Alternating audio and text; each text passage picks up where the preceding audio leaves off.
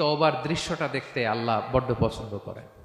বান্দা যখন ভুল বুঝতে পারে, মাথাটা নিচু করে চোখের পানি ছেড়ে বান্দা যখন কাঁদতে শুরু করে, এই দৃশ্যটা দেখলে আল্লাহ সহ্য করতে পারে না। আল্লাহর রহমতের দরিয়ায় জোশ খেলে যায়, বান্দা যা চায় আল্লাহ তাই দিয়ে দেয়। তখন চোখের পানির এত বড় পাওয়ার।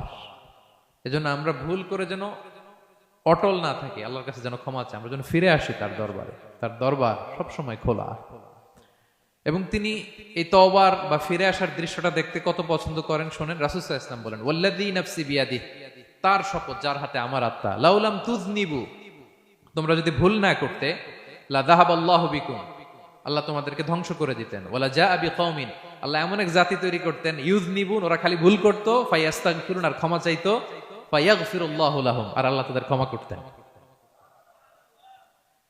তোমরা যদি ভুল না করতে, এই বনি আদম, তোমরা যদি ভুল না করতে, তোমাদেরকে আল্লাহ তাআলা ধ্বংস করে এমন একটা গোষ্ঠী বানাইতেন যারা খালি ভুল করতো আর মাফ চাইতো, ভুল করতো আর মাফ চাইতো, আর আল্লাহ মাফ করে দিত।